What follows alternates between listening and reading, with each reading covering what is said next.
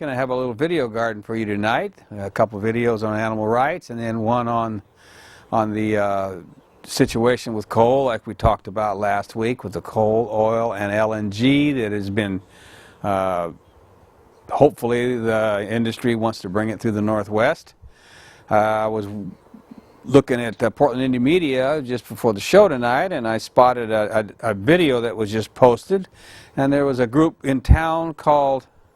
Well, before I get into that, I wanted to mention, because I'll forget if I don't do it right off the bat here, there's a protest tomorrow at the Portland Aquarium. Now, I didn't even know there was a Portland Aquarium until just recently, so hopefully I'm not the only one that doesn't realize that there's a Portland Aquarium. And there's a rally, protest, 11 till 1 tomorrow at 16323 Southeast McLaughlin. There's some issues about the treatment of animals there, and there's been protests in the past. I got online, I put in Portland Aquarium protest, and I actually got a couple. I think one was Coin, local channel 2 I think it is, and another one. So there has been protests in the past, and there has been issues about animals dying. Of course, they say that's not happening. Other people say that it is. I was scheduling some folks to come on. They can't come on for a couple of weeks. So in the near future, hopefully on into next month, we've got some shows scheduled, and that's going to be one of them. We'll get some folks to come on from maybe from Portland Animal Liberation, maybe from another group. I can't recall the name. But if you go to Portland Aquarium, what were some of the titles? On Facebook, Portland Aquarium protest possibly. And also there's a boycott Portland Aquarium. Go on Facebook, check it out, see what they have to say. And don't forget that there's that protest tomorrow, 11 o'clock in the morning to 1 at the Portland Aquarium, 16323 Southeast McLaughlin. Shouldn't be too hard to find. And it's going to be a nice day, but hang around till noon or 1. You're still going to have a lot of hours left afterwards to enjoy this beautiful weather. It's going to go on to at least Thursday, I understand. So it looks like we're in a drought here. And then I got to thinking about the animal rights, and I realized that when I saw this thing that was put on by Courtney Scott, she videotaped this event that happened down, I think it might have been at Pioneer Square, a group called Mercy for Animals, Why Love One But Eat the Other. There was a little action downtown, and they're pushing for people being vegan. I'm not vegan, I'm not even vegetarian, but I think people should be aware of what is going on in the animal food industry with the factory farming and the issues with the cruelty of the animals and the antibiotics and the different things that are fed into these animals, and how they're treated, and antibiotics, and then the waste products. And there's a lot of reasons why people could be reluctant, whether it's because of the cruelty, which is one complete issue to itself, or the quality of the meat, which is another issue. It's a moral issue for some people. It's just a physical issue for others. And do we need to eat as much meat as we are? This industry is driven by people eating a lot of meat, whether it's once or twice a day. I mean, breakfast, lunch, and dinner, meat is always on the menu for a lot of people. It has been for me when I was growing up. And I'm not making a case for being a vegan or not being a vegan. It's just this information. I think people need to be educated. They can make their own decisions. And I think that's what this Mercy for Animals was in town. I think it's a traveling thing that they're doing. And they're talking to people and letting folks know maybe some facts about what's going on to their food that they don't know about. Which is what's going on over there across the river in Washington, where I think it's Proposition 522, when they're wanting to label their food. And of course, Monsanto and all these folks are pulling out all the stops and pouring millions of dollars into making everybody afraid it's going to cost them more money, and that ain't what's happening. I want to talk about that in the near future too as well, because that is bullshit. That they used the same tactics in California and stopped it. They used the same tactics here a while back. We need to get a state to pass it, just like we needed the first state to pass medical marijuana. And once that happens, people realize, oh, the sky isn't going to fall down. We can have medical marijuana and make use of this medicinal plant that's been there forever. We can also, do the other thing that we were just talking about. across the river with the genetic engineering. It isn't going to be the end of the world. People will have explanation, at least somewhat, of what's going on in their food. And so that's what these Mercy for Animals folks, I think, we're doing, letting folks know a little bit about the food industry as it relates to animals. So this is on YouTube. Hopefully it'll play through. We have issues with it sometimes. So let's give that a try.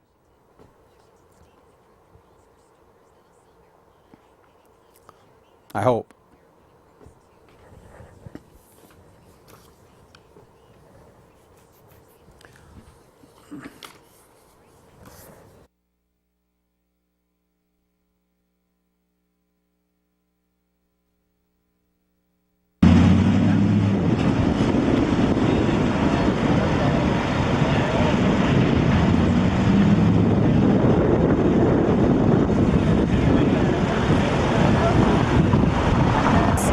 Urging the lunchtime crowd to question why we call some animals pets and others dinner.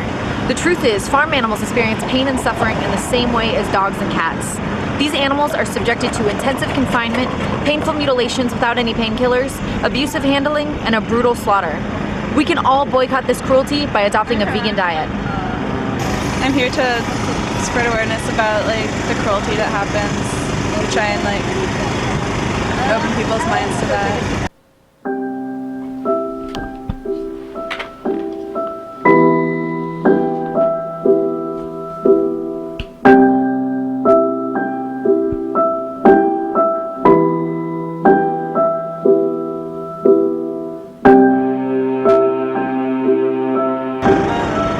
The saying in Portland, it's called "Keep Portland Weird." I want to make a new saying stating that we should keep Portland animal cruelty free. That's my new saying.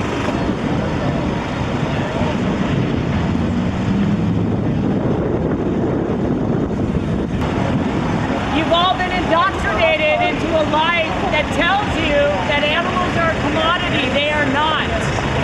Animals have every right as humans to live their lives and not be caged and made to suffer just to become food on a plate. What do you want to say? Why are you here today? Well, animal cruelty, I think a lot of people don't realize what they're putting on their plate and the pain and suffering these animals go through. And you can eat a perfectly healthy diet and delicious food these days, so many choices without supporting cruelty to animals.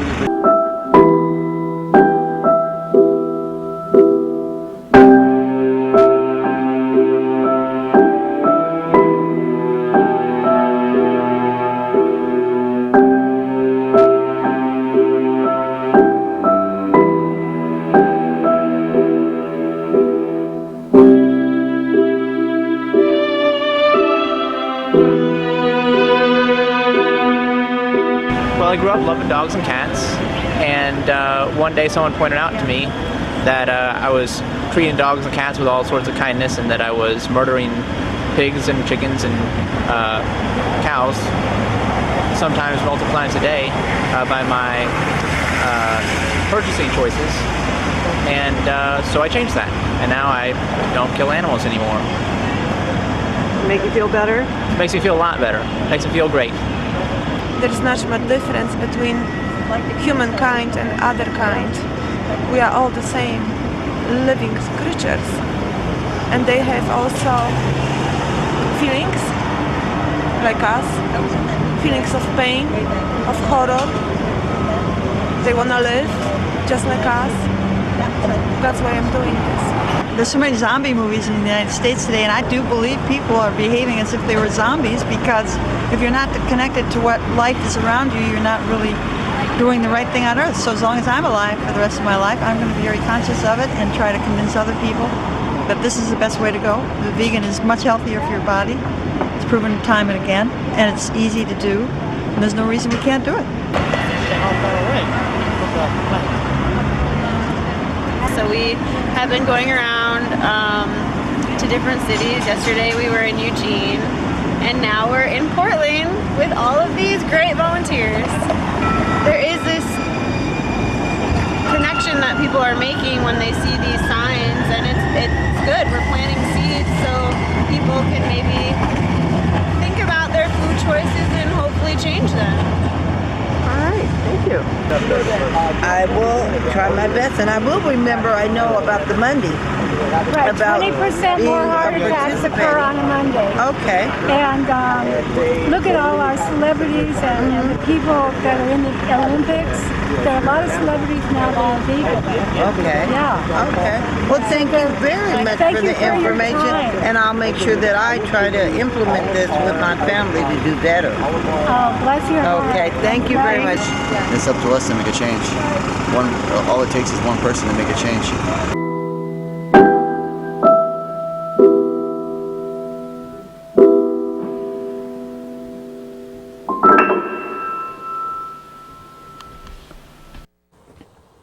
All right, welcome back. I think that Mercy for Animals it is, yeah, .org. Folks want to check that out, that organization. They're doing some good work there to at least educate people. They're out there, they're not in people's face, to me they seem very respectful, and they're letting folks know that, you know, this is what that is all about. You know, and it occurred to me a question I asked myself while I was watching that. What does it mean to be civilized? Is this civilized behavior? You know, we've been eating meat our whole existence, as far as human beings, and other animals eat other animals. But I guess that you can draw distinctions between hunting an animal and shooting it with a bow and arrow, and hunting it with a gun that you can shoot him from a mile away and call that sport. And the confinement that you saw in this, and the cages with the pigs in it, or what is it, a square foot for a chicken, they live 6 weeks and then they're put into the fryer. I mean, is that necessary? I mean, do we need to do that? It's the demand for the meat, the cheap meat, that is making this necessary. If we have less demand, the price would probably go up. But then we don't need to eat as much anyway. I mean, too much meat. I've just been reading about, you know, recently had a bout with a kidney stone, and a lot of it has to do with a lot of meat because of the uric acid in it. And so, you know, I'm not saying eat meat or not eat meat. I'm just saying that there's education out there, and these folks are bringing some of it to you. And I think that that's important to hear different sides of it. And I want to thank Courtney Scott for putting that together and posting it to Portland Indie Media. And while I was talking to her, I found out also that there's issues with the elephants up at the Seattle Zoo. What is that called? The Friends of Woodland Park. I mean, Woodland Park Zoo. And there's a group, Friends of Woodland Park Zoo, that also are, you know, parallel with the people who are concerned about the treatment of elephants in this city as well. And so I think we'll just go directly into that. It's 4 minutes. It's a tearjerker. I don't know if it shows a lot of mistreatment, but I wasn't able to really view it before we came on. But I think it's another way to look at our treatment of animals, whether it's for food or our pleasure, or you know, to bring our kids to teach them what animal life is like. We put them in a cage, and that's not what animal life is like in the wild. But you know, make up your mind about that.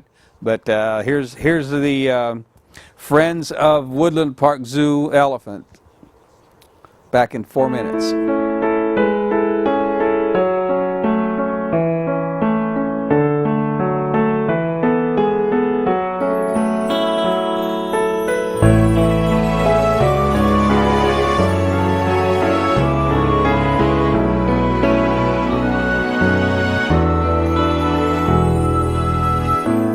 Sometimes I close my eyes to feel my beating heart. It tells me that I'm aching, but I'm not sure what to do. Sometimes I close my eyes because I'm so afraid. I'm sure of standing tall. Please tell me, who do I blame? What do you do when elephants cry? Do you just keep walking on by? What do you do when elephants cry? Do you sigh and just walk on by? I may not be God,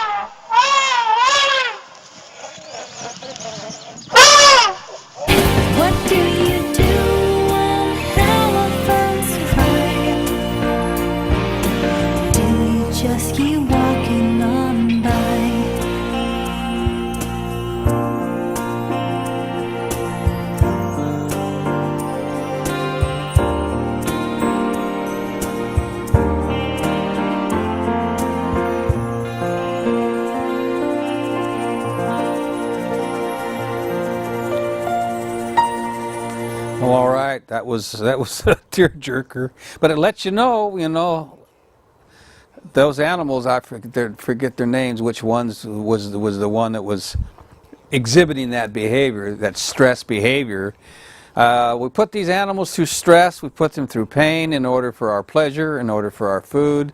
And I don't know if we should just ask ourselves, is that good? Is that right? I don't think it's right, and I don't think it's good. Even though I'm a meat eater, less and less as time goes on, and I hope to continue with that downward trend of that. It's something that's more ingrained in habit as anything else with a lot of us, as far as the eating of the meat. But I think that we could, yes, sure, there'd be jobs if we did away with zoos. There'd be jobs lost if we did away with circuses. But as I've said before, Circus Soleil has done a damn bang-up job of putting a circus together without animal cruelty. And there are ways to have animals. Perhaps there are ways to have animals in a semi-confined situation so people can experience them, especially with today's TV. That one 2,700-acre zoo where those elephants were trumpeting and were happy, that was pretty cool. So we can open up the phones for a few minutes here if anybody wants to call and comment on this. I have another video that's about 31 minutes long. And we can go into that if people don't want to talk about any of these issues. Animal rights is a sore subject. It's such a sore subject that the people who are profiting from exploiting these animals have passed laws that any kind of animal, not any kind, but a lot of the different activities that people are doing to protect these animals and to bring out the word about what is going on about them has been made against the law. It is called terrorism, and so you have to be careful about what you do. There was some people that went to jail for many years for just putting on websites how to boycott, and I forget exactly what it was they did because it's been a while now. They spent some time in the federal prison out there in Sheridan over it, just for doing some stuff on a website. So the people who are profiting from the whether it's animal testing, for what, cosmetics or medicines or whatever, they test nicotine on monkeys, all these different things that are going on. I think that's what sent those people to prison was trying to protest the an organization that was working with animals in such a way as they were using them for testing. We got a little time here. We got a few minutes before the next video. Folks want to call up and talk about this. I could be talking to myself here. Such a beautiful day and evening. People might be out. This show will replay, and maybe people can catch it down the road.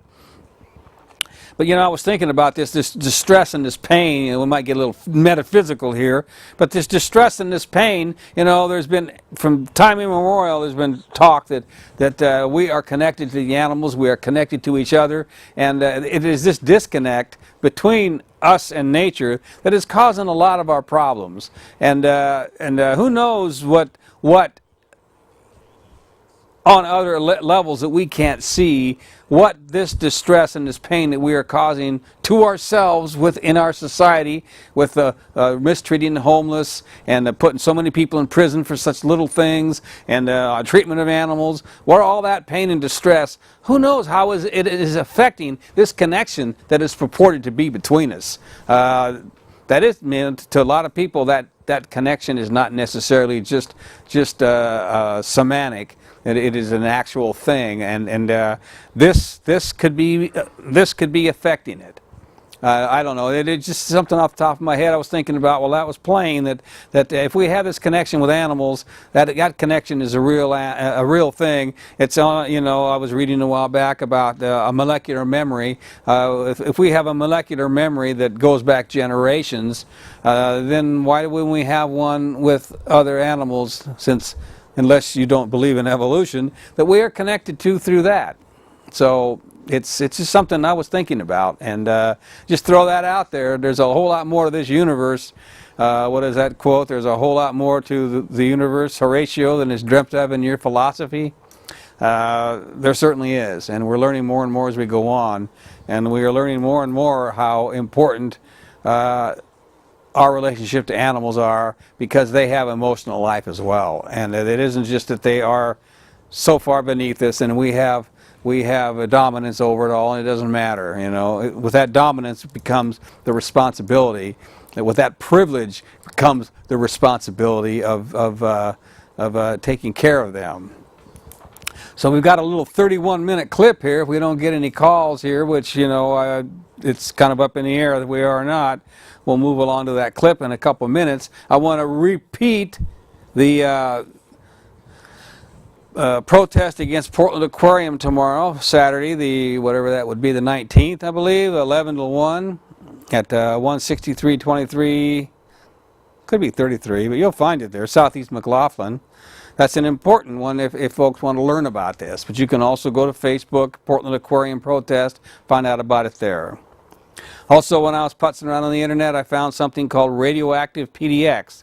There's some folks that are starting up an organization, and the one thing that they said that they've been testing the Portland area, and they're finding up to 10 times the background radiation.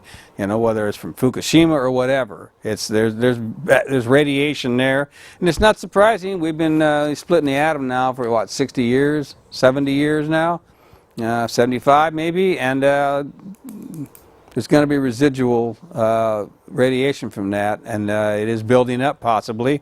You know, it's up to you whether you believe that or not, but, you know, go on to radioactivepdx.org and see what these folks are up to.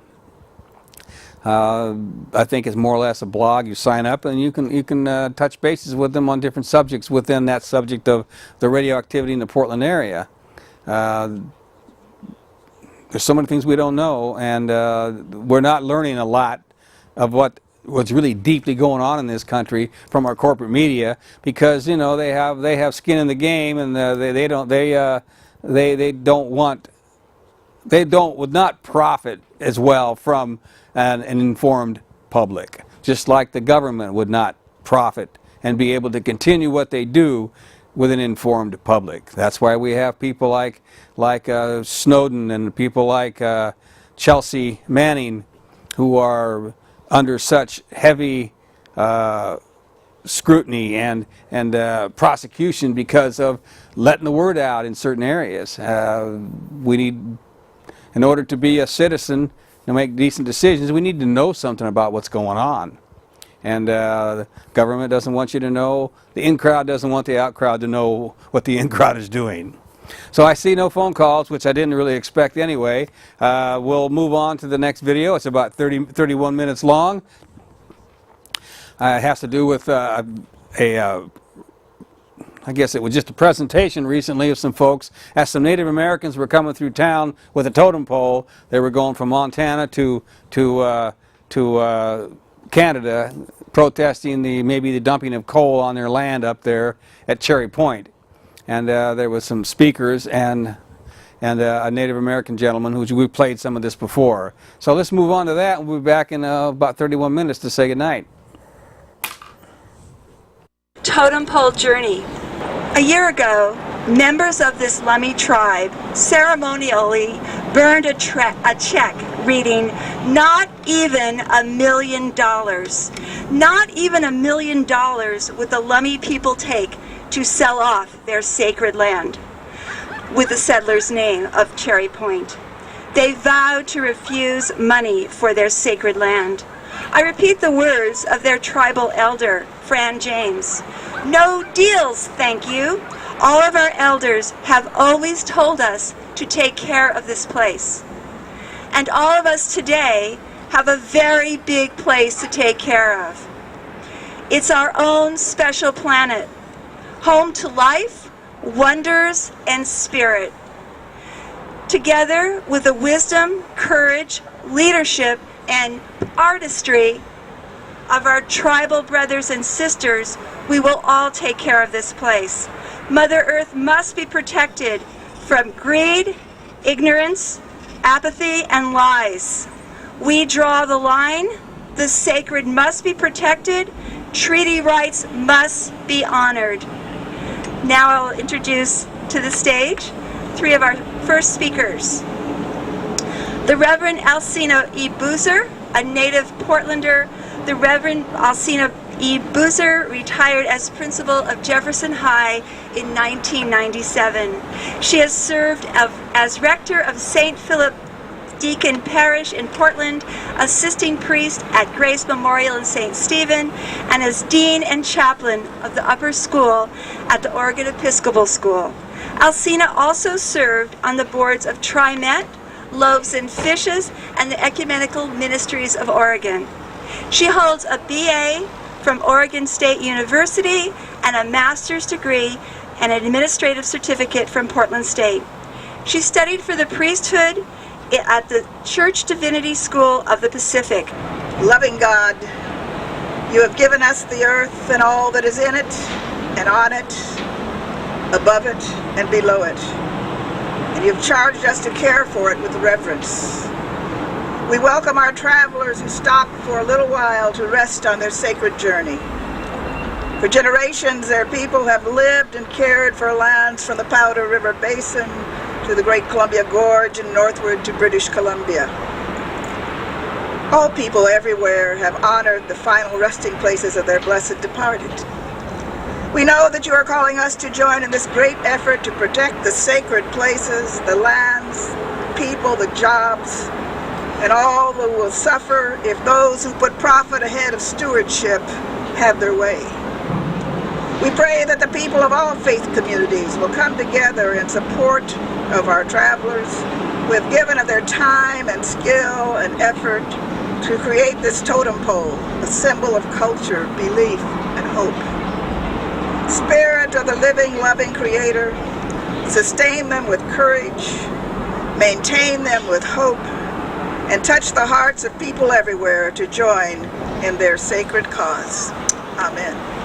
We'll also be hearing from Kyogen Carlson. Kyogen Carlson is co-abbot and director of the Dharma Rain Center. The center is dedicated to helping people cultivate and realize Zen Buddhism in normal everyday lives. He was ordained at the Shasta Abbey, graduated from the seminary program there, and earned the Inca, which is the permission to teach, in 1978. He married and came to Oregon with his wife to teach. He's committed to working on community outreach. Some of his recent project has been working with making bridges with conservative evangelicals. I'm a Soto Zen Buddhist priest, and I want to make 2 short points before a very short prayer. In Buddhism, we believe and honor the interconnection of all things, and it's important that we take care of each other. And when we take care of the earth, it takes care of us. That which we honor and take care of is what we belong to and what belongs to us. So taking care of the earth,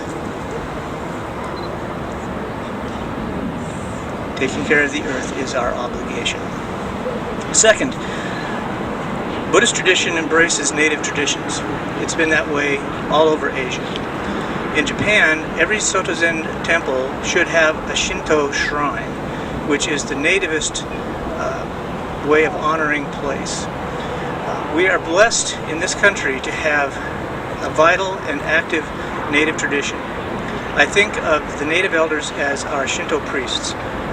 So I was very pleased and honored to have native elder Rod McAfee come to our new property east of 82nd to bless the land in June. And I am very pleased and honored to be able to return this favor in some small way.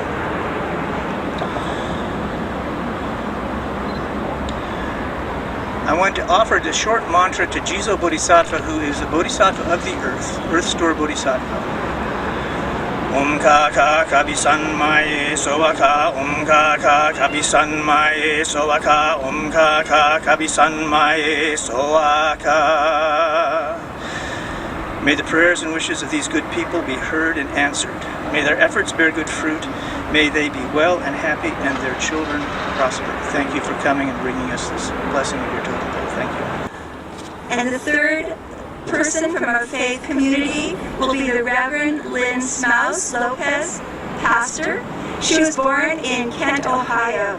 Reverend Lynn Spouse Lopez taught special education and worked as a school counselor before receiving her Master's of Divinity in 1989.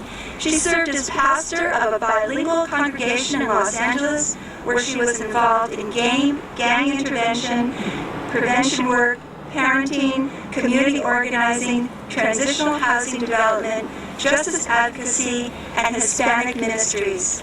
She served as pastor of the Ainsworth United Church of Christ since 1996. During the course of her ministry, Lynn's concentration has been on multicultural, multiracial realities and issues. She has been an active advocate for children. She is currently president of the Ecumenical Ministries of Oregon.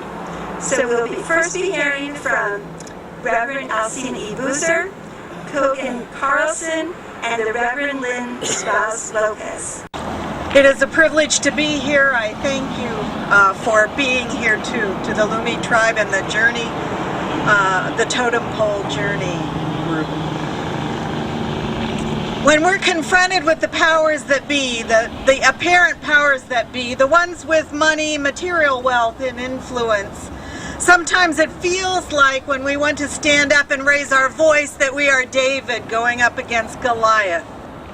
Or sometimes we feel like Deborah, the judge in the Hebrew Testaments, who was called by Barak to go down and lead the troops into battle. Or Esther confronting her king, putting her life at risk. Sometimes it feels it's so challenging and so huge. How can we be successful? How can we overpower those powers that be? But may your might, the totem journey, and all who are gathered here, your might be multiplied by the Great Spirit that buoys you up. May your might be multiplied by this, your community, and all communities on your journey. May your voice be great, even as all our voices join yours. Remember that mountains have been moved, miracles have happened, and the powers that be have been toppled by the Davids throughout history.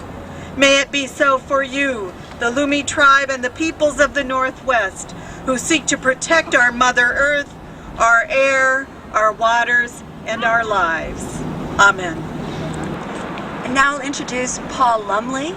Paul Lumley is the Executive Director of the Columbia River Intertribal Fish Commission and a citizen of the Yakima Nation, which is located in central Washington State.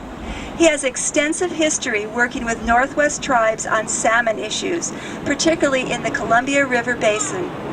He also has a wide-ranging background on issues that directly impact American Indians, Alaska Natives, and Native Hawaiians. He has worked directly with tribal governments, virtually all federal agencies impacting Indian country, and Native American national and regional organizations throughout his entire professional career. Paul Lumley received a Bachelor of Science degree in mathematics from Western Washington University in 1986.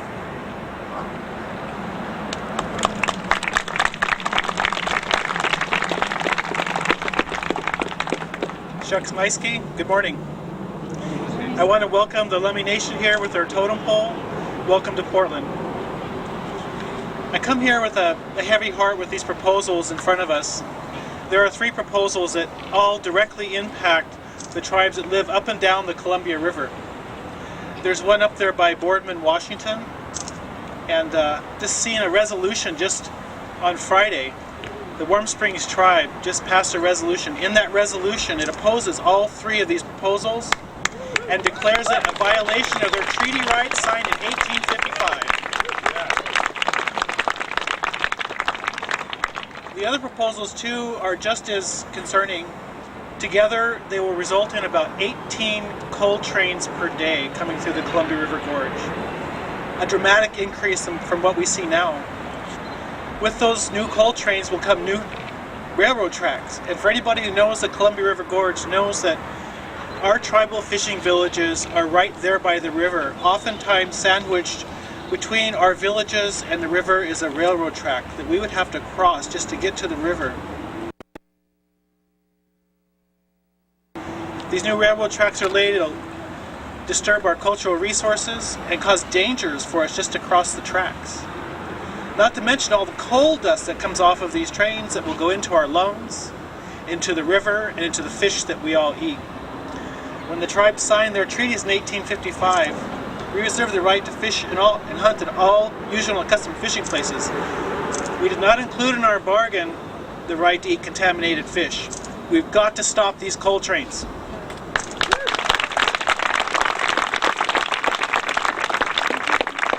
Now, I regularly meet with the Cowlitz Nation, not too far from here, just downriver. They just sent a resolution and a press release out strongly condemning coal transportation in their area. It'll upset the river ecosystem, floodplain restoration, and lands that are needed for all of our fish and wildlife. They identify smelt and salmon as important resources to them as Indian people. And they need to see these coal trains stopped too. So let's support the Cowlitz Nation as well. Stop these coal trains. Twice now I've been up to the Lummi Nation. Both times, these recent visits, I was given the honor of going out and visiting Cherry Point, which is the location for a major terminal for coal transportation. It is just shocking to know that these proposals are even being considered, that it will destroy an ancient fishing village.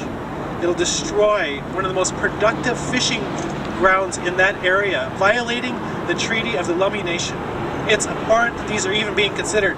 We have got to do what we can to support the Lummi Nation to stop these coal trains. And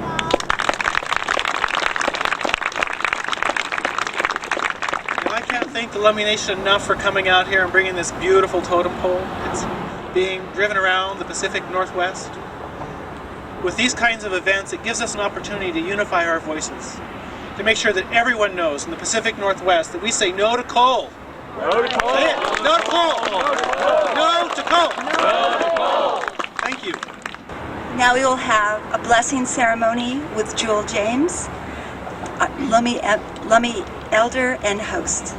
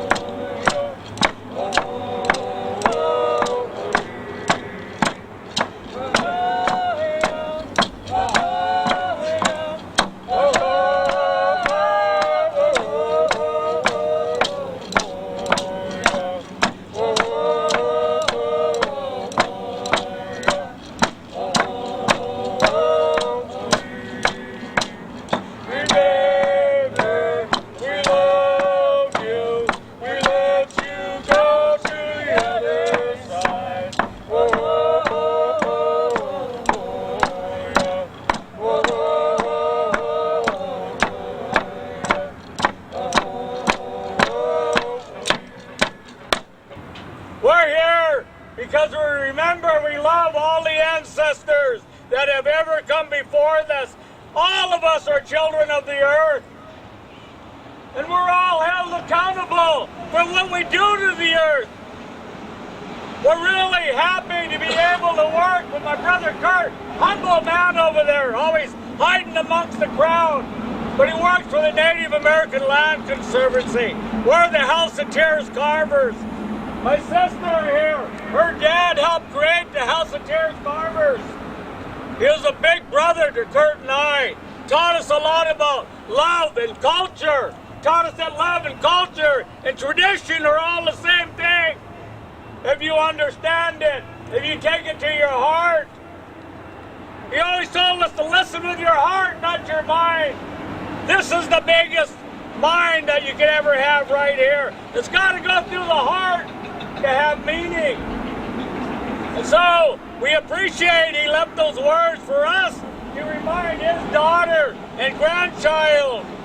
Those are his words. And he always said, the elders gave them to me to give to you. And when you say them out loud, you gave them to them. And so you're doing the work that the elders want you to do, to pass it on, that we can't be greedy. We're supposed to give these words to everybody that will listen. And it's that type of mind that we have when we travel. Tom Sampson from Vancouver, he's an elder that the whole Lummi Nation loves the man. He's kind and generous with his teachings. He came to us when we were doing the totem pole journeys for the United States. He said the totem pole is not a sacred thing. It's when you gather as a people. When you come together with that oneness, that mind, that's what creates the sacred moment. That's what's sacred. Don't get confused. You're just a messenger. You're just doing work for the Spirit. And so we love him for that. He shared that kind teaching with us. We went to Northern Cheyenne, and if they dig up that coal mine, if they have that permit, it's going to come right through here to Longview, up to Longview, and then to Asia. And they feel the native families, the white farmers, and the local church people, the environmental group, Sierra clubs there. They all kind of feel isolated, like you're not hearing them. They want you to hear them. They're there. They're praying. They're protesting. They're determined to stop the coal on that end. But they need us to do our part in between all the way to the end. And that's our job here, to form a coalition, to hear each other, to communicate, and to spread the word. We're not a people that believe we gave dominance. We were not given dominance over the earth. We're just one of God's children, of all those children out there. And everything on creation, on the earth, belongs to God. And they're all God's children. Every animal, every blade of grass, every bird, every bee, they all vibrate with the earth. They all have a song. And they all have a right to be heard and felt and to exist. You heard us say how many trains will be coming through this way if you get a permit, if they get permission. If we don't do our job to stop them. Every day, you know that adds up at the highest side. About 63 tons of coal falling off the trains. 63 tons between here and there, just on today's estimate of the number of trains. Full of arsenic and mercury going into your water, right into your home through the taps, going into your salmon. We know that we don't want that type of world. And we know that we're the most selfish nation on the earth. We want more faster and we waste it quicker than any other race on the earth, any other nation. We don't know how not to live the high life. We don't know how to turn our lights off and our taps off. We don't know how to quit watering our lawns and spreading the herbicides and pesticides and fungicides and mold inhibitors. taste enhancers and color enhancers in our food that we feed our kids. We're accustomed to pollution. We're accustomed to contamination. And we have to do something because we're setting the role model for our kids. And so, when we join together with coalitions and go to Northern Cheyenne and hear them, we're doing something. When you came here, you're doing something. You're speaking out. You're showing that being here, taking action, is greater than promising to take action. When we went up to Missoula, one of the council members came out and spent time with us. He's against the coal trains going through Missoula. Now we know Crow Nation, Navajo Nation, and Hopi have nothing else. We know what it's like to suffer in poverty, but we can't accept the contamination either. We're sorry. We're brother nations, sister nations. We're the same people. We know you hurt, but we can't take the contamination. We can't allow it to go through. We have to change somehow. We went up to Crow Nation to pay respect. Even though we're on opposite sides of the table, we still have to respect each other. We went up to Spokane, and they're still suffering, that people of Spokane, still suffering from the nuclear radiation from the digging during World War II for uranium. Everybody's gone now and left it there for them. The pollution, the contamination, the cancer, and the death. We went to Celilo Falls. They're still crying because they killed the falls. And now the coal's coming through. And they're a little village that has lived forever. Their people still live and die there today.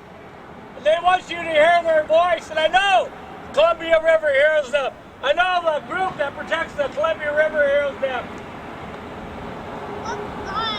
But it's our duty for all of us to work like that, to share with each other the knowledge and the information. I was really impressed when I got Power Past Coal's publication. A lot of information in those organizations' publications. We need to be able to network. There's no excuses. You got cell phones, iPods and iPads and computers. It's in every part of the media. We're a total connected world. They can't get away with it anymore. We're not living in the 1940s where you didn't know it was happening. Now you know. And our people say, when you know the difference, when you really know the difference, you have to take action. That's your duty and obligation. That's why they gave you those teachings. We're really happy to come to Portland and to see the turnout. That's what this is all about. Some reason, some way to pull us together. We're going to take the message to Olympia, Tacoma, Seattle, back to Lummi. This poll is going to go up to Tsleil-Waututh Nation. They're on the Fraser River. It's a little nation. They're famous because their chief was famous, Dan George. His daughter and grandson are fighting, and grandchildren are fighting in Kinder Morgan. They don't want the toxin from the tar sands coming to their territory. They're going to put it right in the ship right there, right next door to them. And they're saying no. And they're just a little nation. And we went up there to hear them. And this is what she said. She said, I went up there, way up there where the tar sands is. I want to see myself. And she's an elder. Her grandchildren are growing up as activists. She's an elder. She goes, nobody hears the mom that was crying as I held her as her grandchild died from cancer caused by tar sands. Nobody out there hears that mother. That's her message. Somehow, we have to be able to tell the world what it's like for those natives. They still have to eat those animals. They still have to eat those fish. There's no grocery store there. They have no choice. They live off the land. And it's killing them now. There's cancer in the animals and the salmon from the tar sands. And so we promised her we will carry your message wherever we go. That's how we do it. We carry each other's messages wherever we go. And we have to find some more people, and we have to pull them in. We re-challenge the churches to remember. Back in '87, the churches of the Northwest said, we're sorry for helping destroy your religion, your culture, or passively sitting back and letting it happen. We promised to help. Well, we're calling on them. Then come forward. Quit using the excuse that there's pro and con inside the church. Stand up for the earth. This is God's creation. That's your duty. So we want them out here side by side. We appreciate the prayers. We really appreciate the prayers and the spirituality in all religions. That's the beauty of being Native American. You're required by traditional law to respect other people's religious persuasion, their spirituality. They have as much right as you do. But in the process, we became oppressed. But still, we refuse to disappear from history. We're still here, and we're still going to battle for our part of the earth. So we thank you. We thank you for coming out and listening to these words. But we got to have another gathering, and another gathering, and another gathering. It's not over as long as we live. Hi, Scott. This work here is heartfelt and serious and rich and loving. And thank you all for being here, and thank you all for being a part of this fight and this struggle. This is the kind of thing where we would certainly welcome you all to hang around afterwards and make friends and say hello and to shake hands and talk about what each other does and talk about what each other's going to do next. This is a great community organizing opportunity. It's very rare. It's very special. We have these fine family, the Lummi Nation, to thank for this. Let's honor their effort with our effort. Coal, oil, gas,